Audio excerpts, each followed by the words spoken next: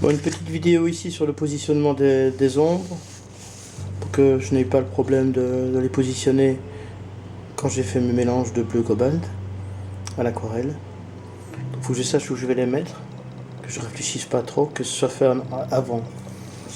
Donc j'ai fait un découpage topographique, une représentation topographique à l'ordi, ouais, crayon plus ordi, qui me dit exactement, je la reproduis autant de fois qu'il y a de 15, j'ai toujours mes angles de vue. Ici par exemple j'ai un plan qui regarde par là, et ici j'ai un champ contre champ.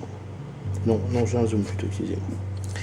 Mais par contre, il m'arrive d'avoir des positions différentes. J'ai toujours mes personnages répertoriés en fonction de la scène. Donc en fait, ici, ça regarde par là, et ici, ça regarde par là. Voilà. C'est bien pratique parce que ça permet d'éviter des erreurs en cours de réalisation. Donc en fait, ici, j'ai l'ombre, qui va se traduire ici par l'ombre, ici. Bon, après, je le suis plus ou moins, plutôt plus que moins d'ailleurs. Voilà. Donc, si j'ai un zoom, mais la lumière vient de là, je sais qu'elle vient d'en face, donc en fait ce personnage-ci sera dans l'ombre, celui-ci aussi, légèrement bleuté, et celui-ci en partie ici aussi. En fait, ça doit... Tout ceci sera dans l'ombre, ceci également. Ça doit permettre au lecteur qui lit la scène de ne pas faire attention à la partie topographique, justement. On sait que c'est un zoom parce qu'on a déjà enregistré ici que les ombres étaient bleutées du côté gauche. Donc c'est toujours bleuté du côté gauche. Et en fait, on va tout de suite comprendre qu'on est simplement en zoom. Ici, par exemple, je sais que la lumière... je prends ma case 3, par exemple. Je sais que je regarde toujours par là, face au soleil. Je regarde par là, face au soleil qui est ici. Donc, je sais que mon personnage ici va devoir être ombré. Il y aura un tout petit peu de...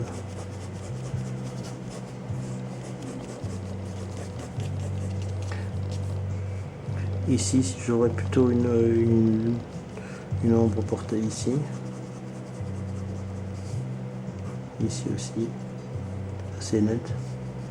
L'ombre portée du chapeau sur le nez. L'ombre portée du nez sur le visage. Ici. De nouveau, il tourne. Je suis en champ contre champ. Je la mets comme ceci. Ombre portée du nez. Tom arrive. Ombre portée sur les yeux. Ça me permettra par exemple de ne pas montrer ses yeux éventuellement. Parce que j'ai pas tellement envie de montrer son expression quand il arrive. Il est assez neutre. Donc, ici de nouveau, champ contre champ, ombre du chapeau, ombre sur Seb, ombre à l'arrière de Tom et ombre sur Stéphane. Tom arrive, soleil dans la figure, donc il y a une ombre du visage portée sur le cou, à l'arrière. Le reste est éclairé, chapeau. Ceci est une ombre qui va disparaître peut-être. Ici viendra un dialogue assez court. Et on a la fin de la scène en fait, où en référence topographique, je suis dans la case 7. Voilà. Je sais que j'ai une rotation et une plongée et que la lumière du soleil vient de là.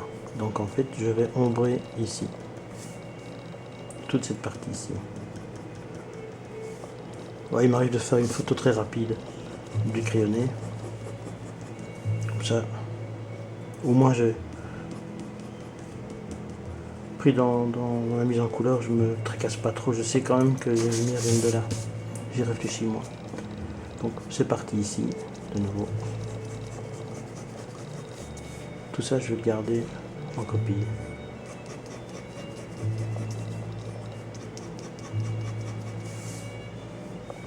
ici.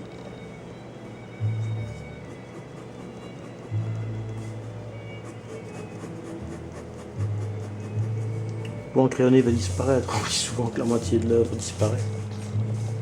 C'est vrai. Mais bon, je déteste mettre en couleur sur du crayon.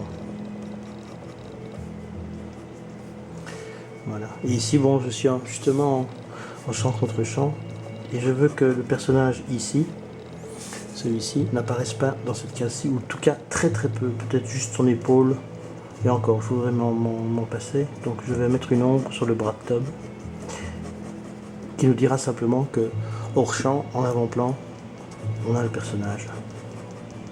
Donc Tom, en fait, regarde vers un gars hors champ ici. Voilà. Après maintenant, il faut le mettre en couleur.